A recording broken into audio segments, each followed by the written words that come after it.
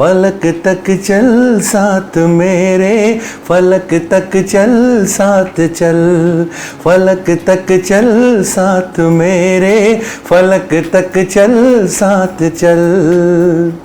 ये बादल की चादर, ये तारों के आंचल में छुप जाए हम पल दो पल हो, फलक तक चल साथ मेरे, फलक तक चल साथ चल।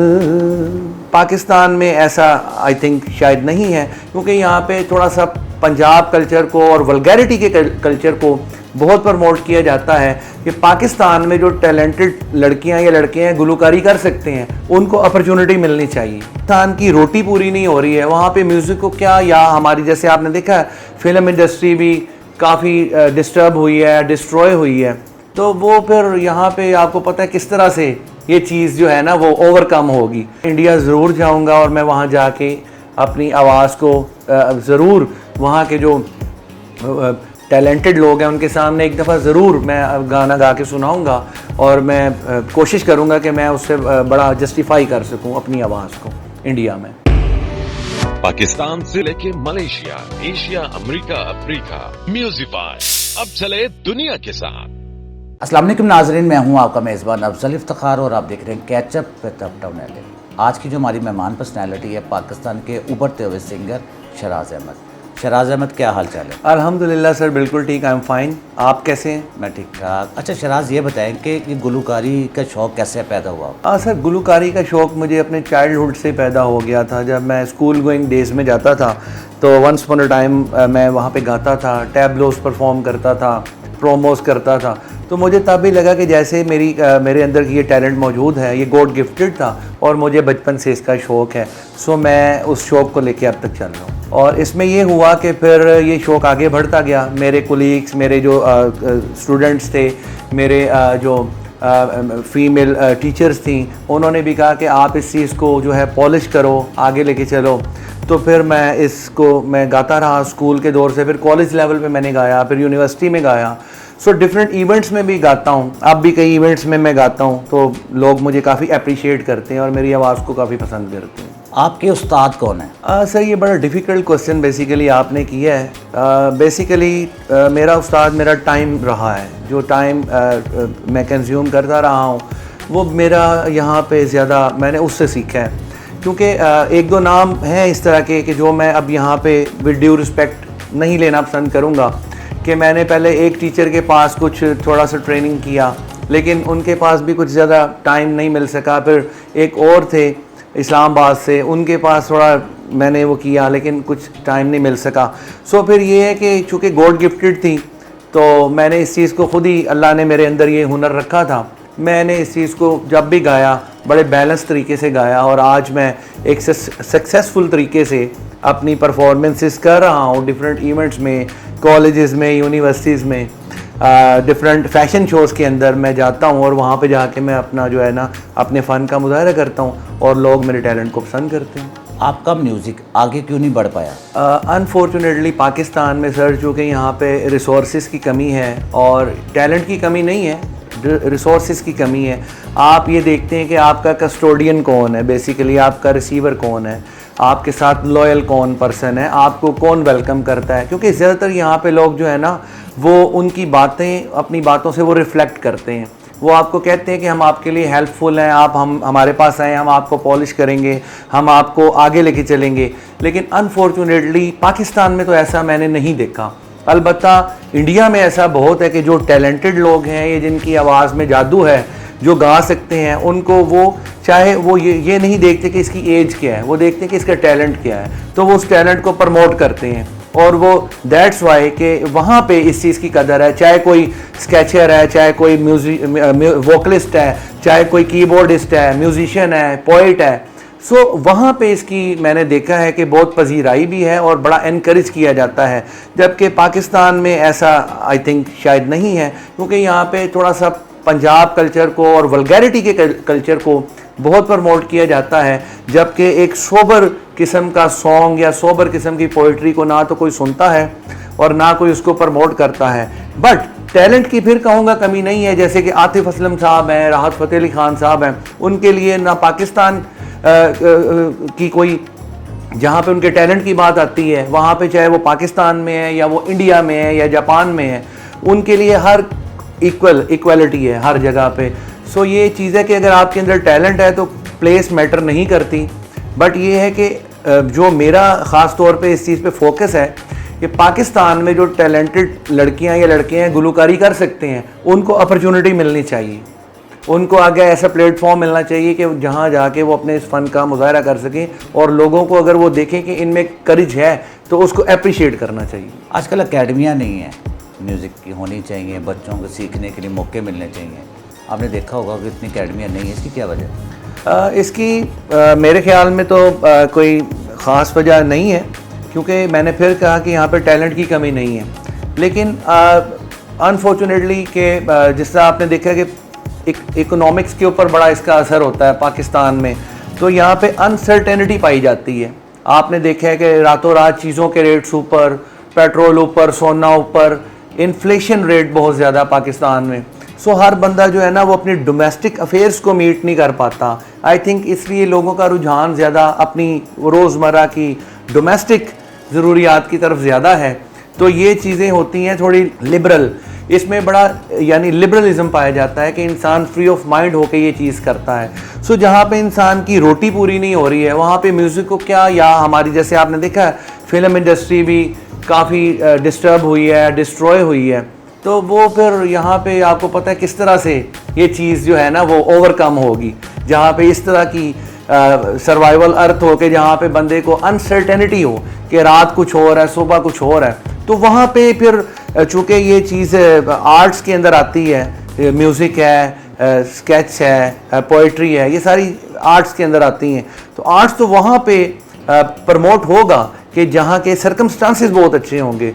अनफॉर्चुनेटली पाकिस्तान से तो लोग, अब आपको पता है, यहाँ से वैसे ही हिजरत कर रहे हैं, यहाँ से तो कोई रहना नहीं चाहता, और ख़ास तौर पे गाने वालों को तो यहाँ कोई पजीराई मिलती नहीं है, वो तो इंडिया में मिलती है।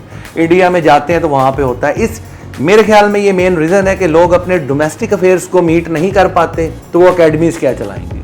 शराज, आपका फेवरेट सॉन्ग कौन सा है? देखे तो कोई आलम भीगे से पैर हंका,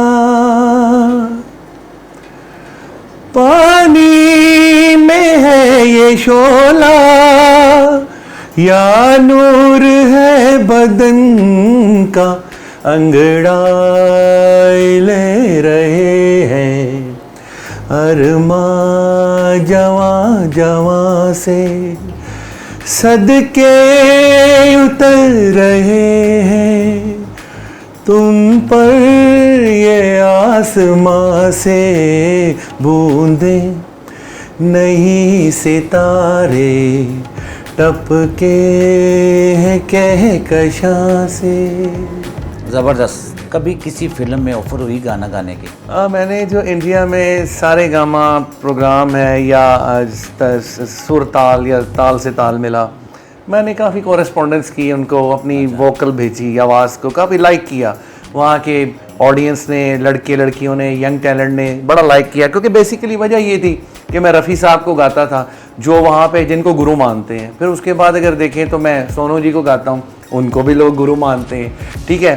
तो मैंने चूज़ ही उन लोगों को किया कि जो मास्टरपीस, म्यूज़िक के मास्टरपीसेस हैं। तो ये मेरी एक सक्सेस की वजह ही एक ये है, लोगों ने काफ़ी अप्रिशिएट किया। लेकिन आपको पता है कि सब कॉन्टिनेंट में एक कंट्रोवर्सी चलती है कि न्यू टैलेंट है, वहाँ जाएगा कहीं पता नहीं जाके गाना गाएगा या कुछ और एक्टिविटी में चला जाएगा। सो फॉर सम रीज़न्स मेरा वहाँ जाना नहीं हो सका। अलबत्ता ये कि मुझे कई चैनल से ऑफ़र थी, और डेफिनेटली अगर मैं वहाँ जाता तो मुझे डेफिनेटली अप्रिशिएट करते, और मैं इंडिया की फिल्म में लाजमी गाना गाता। और ये मेरा एक ड्रीम भी था कि मैं लाइक रफ़ी साहब, लाइक सोनू जी, मैं इंडिया की फ़िल्मों में गाना गाऊं, और ये मेरी एक पहचान बने और ये मेरा एक स्टांस बने। मैं ये अब भी मेरा ये ड्रीम है, अगर कभी मौका मिला तो मैं इंडिया ज़रूर जाऊंगा, और मैं वहाँ जाके अपनी आवाज़ को ज़रूर वहाँ के जो टैलेंटेड लोग हैं उनके सामने एक दफ़ा ज़रूर मैं गाना गा के सुनाऊँगा, और मैं कोशिश करूँगा कि मैं उससे बड़ा जस्टिफाई कर सकूँ अपनी आवाज़ को। इंडिया में। आप किस किस्म के गाना गाना पसंद करते हैं? गाना मुझे हर तरह का ही अच्छा लगता है, लेकिन जो मुझे ज़्यादा जिसको मैं फोकस करता हूँ या ज़्यादा लाइक करता हूँ या ज़्यादा मिसाल के तौर पे बियॉन्ड द लिमिट समझता हूँ, वो मेरा प्लेबैक सिंगिंग के ऊपर बड़ा फोकस रहा है शुरू से। प्लेबैक सिंगिंग को ही मैं लाइक करता हूँ। चाहे पाकिस्तान में कोई प्लेबैक सिंगर है जस्ट लाइक जैसे मसूद राना थे हमारे, जिनको अवामी गुलकार भी कहा जाता था, तो मुझे वो उनकी आवाज़ बड़ी इंस्पायरेशन है मेरे लिए।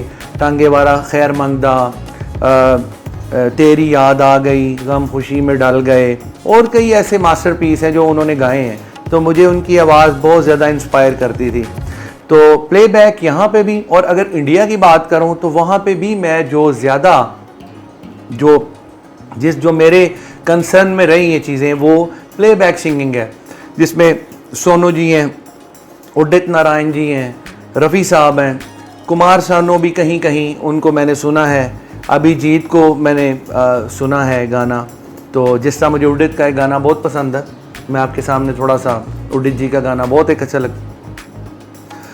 ये बादल की चादर, ये तारों के आंचल में छुप जाए हम पल दो पल हो, फलक तक चल साथ मेरे, फलक तक चल साथ चल, फलक तक चल साथ मेरे, फलक तक चल साथ चल।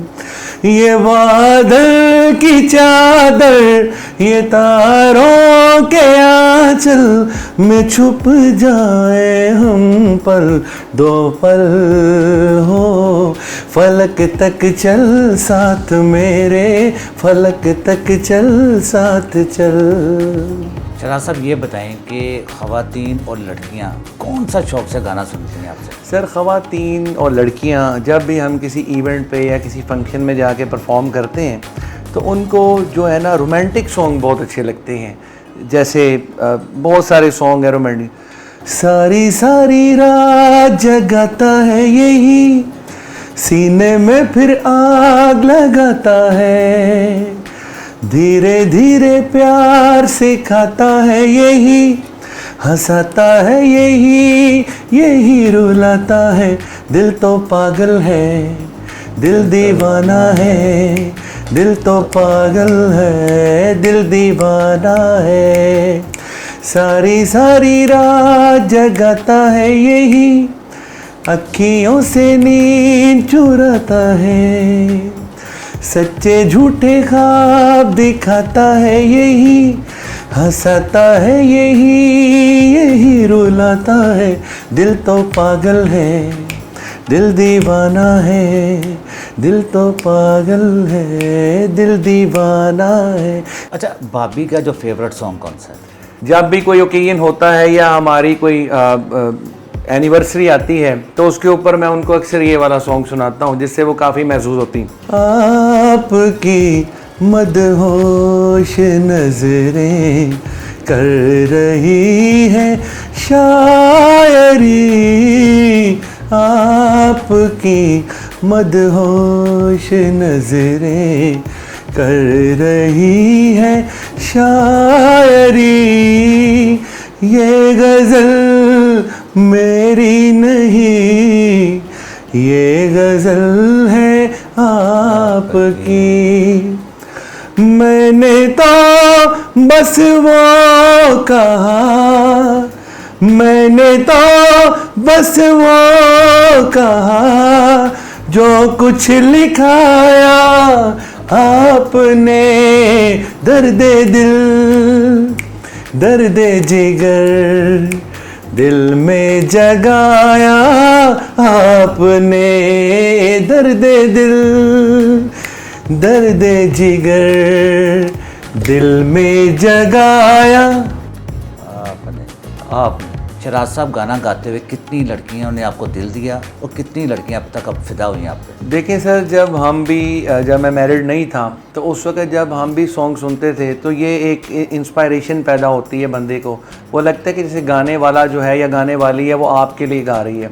तो जो टीनेज होगा वो डेफिनेटली उसको, जब हम कोई सॉन्ग गाएंगे, रोमांटिक सॉन्ग गाएंगे, तो टीनेजर लड़कियों को लगता है कि जैसे ये हमारे लिए गा रहे हैं। तो कई लड़कियां फिदा होती थी, कई लड़कियां अपने लेटर्स भी देती थी, अपना वो कई फ़ोन नंबर्स भी देती थी। तो ये चीज़ तो हम पहले काफ़ी करते थे, तो हम लोग फ्रेंडशिप काफ़ी करते थे। लेकिन जब से शादी हुई तो काफ़ी मुझे, क्योंकि मेरी वाइफ बहुत नाइस हैं, बहुत अच्छी हैं, मेरा बड़ा ख्याल करती हैं, मेरे ऊपर बड़ा भरोसा करती हैं, तो मैं नहीं चाहता कि मैं इस फ़न को लेके किसी के भरोसे को मैं जो है ना सबूटाज करूं या किसी के भरोसे को तोड़ूं। तो मुझे इस फ़न को भी आगे लेके चलना है और अपने घर वालों के भरोसे को भी आगे लेके चलना है। आपकी जो फैमिलीज़ हैं या आपके नेबर्स हैं, उनमें जो ख़वातीन हैं वो आपको किस तरह समझती हैं? बेसिकली मेरी फैमिली में लोग मुझे काफ़ी जेंटलमैन समझते हैं। मेरी सिबलिंग्स जितने भी हैं, मेरे बहन भाई हैं, रिलेटिव्स हैं, बड़े छोटे, ममानी, चचा, सब लोग मुझे, सारे लोग काफ़ी रिस्पेक्टेड समझते हैं। मेरे छोटे कज़न्स मेरे साथ बड़ी रिस्पेक्ट करते हैं, बहुत लव करते हैं, और मैं बड़ा फेमस हूँ, बड़ा वेल नोन हूँ कि कोई भी इवेंट अगर मेरे घर में आता है, इवन कि अपनी शादी पे भी मैंने तकरीबन कोई 30 मिनट्स के सॉन्ग्स खुद ही गाए थे, जिसमें हर तरह के गाने थे, मेलोडियस सॉन्ग थे, लव सॉन्ग थे, इंडियन सॉन्ग थे, पाकिस्तानी सॉन्ग थे। तो ये है कि सारी फैमिली मुझसे लव करती है, और मैं अपने जितने मेरे यंगर लोग हैं उनके साथ मैं शफ़क़त करता हूँ, जो मेरे एल्डर हैं, बड़े हैं, उनको मैं रिस्पेक्ट देता हूँ। सो बड़ा एक अच्छा माहौल है, बहुत लोग एक आपस में जो है ना वो गेट टुगेदर करते हैं और बहुत रिस्पेक्ट करते हैं और मेरे इस टैलेंट को बहुत अप्रिशिएट करते हैं। गुलकारी के अलावा और क्या काम करते हैं? बेसिकली गुलकारी मेरा शौक़ है और मैं इस शौक़ को लेके सारी उम्र चलना चाहता हूँ। चूँकि मदर को भी बड़ा शौक़ था गाने का और वो भी एक फेमस सिंगर बनना चाहती थी, पॉपुलर सिंगर बनना चाहती थी। उन्होंने बड़ा इस चीज़ को बड़ा कई मौक़ों पे हमें गाना गा के सुनाया और बड़े हमने उनको बड़ा अप्रिशिएट किया। तो बेसिकली वो इंडिया की लता मंगेशकर को बड़ा पसंद करती थी, तो उनके वो सॉन्ग्स काफ़ी गाती थी और फैमिली में कोई भी इवेंट होता था तो गाती थी। तो चूँकि थोड़ा कंजर्वेटिव फैमिली होने की वजह से हमारे बुज़ुर्गों ने, हमारे बड़ों ने उनको किसी प्लेटफॉर्म तक जाने की या उस प्लेटफॉर्म तक एक्सेस करने की इजाज़त नहीं दी। हालांकि उन्होंने काफ़ी कहा कि ये एक टैलेंट है, इसको मैं आगे लेके चलना चाहती हूँ, लेकिन एक मैं दोबारा बताऊँगा कि कंजर्वेटिव फैमिली होने की वजह से, पर्दादार फैमिली होने की वजह से उन्होंने हमें इस चीज़ को प्रमोट नहीं करने दिया और बड़ी अर्लियर एज में उनकी डेथ हो गई। तो फिर उसके बाद मैंने ये देखा कि चूँकि अब हम 4 बहन भाई हैं, 2 भाई 2 बहन, उसमें ज़्यादा मैं ही मतलब गा सकता हूँ, बाकी सारे सुन सकते हैं और लिटिल बिट गा सकते हैं, लेकिन ज़्यादा मुझे ही शौक़ है, इस चीज़ को ज़्यादा मैं ही प्रमोट करता हूँ। या मेरे फादर मुझे बड़ा शौक़ से सुनते हैं, या मेरे फादर मुझे बहुत अप्रिशिएट करते हैं, मेरे फादर मुझे बहुत मोटिवेट करते हैं कई जगहों के ऊपर, क्योंकि वो मेरे में 2 अक्स देखते हैं ना, अपनी मिसेस का अक्स भी देखते हैं और अपने बेटे का अक्स भी देखते हैं। तो ये चीज़ें उनको एक ड्यूल रिफ्लेक्ट करती हैं कि उनको लगता है कि जैसे अब मेरी दुनिया जो है वो ये है। मेरा बेटा जो कि पहले मेरी वाइफ थी, क्योंकि बड़े लविंग थे, बड़े केयरिंग थे, तो अब वो उनसे कन्वर्ट हो के ये गाना मेरे तक आया और मैं इस चीज़ को बचपन से लेके अब तक चल रहा हूँ और इंशाल्लाह इसको पॉजिटिव वे में मैं लेके चलता रहूँगा। शराज, बहुत बहुत शुक्रिया कि आपने हमारे प्रोग्राम में शिरकत की और हमारी दुआ है कि अल्लाह ताला आपको मज़ीद तरक्की दे। और जाने से पहले हम शराज से कहेंगे एक अच्छा सा सॉन्ग हमें गुनगुना के सुनाएं और इसी के साथ अपने मेज़बान अफजल इफ्तिखार को इजाज़त दीजिए। अल्लाह हाफ़िज़। तेरी याद आ गई, गम खुशी में ढल गए, एक चराग क्या जला, 100 चराग जल गए। तेरी याद आ गई, गम खुशी में ढल गए, एक चराग क्या जला, 100 चराग जल गए। तेरी याद आ गई, आज भी निगाह में फिर रहा है वो समा,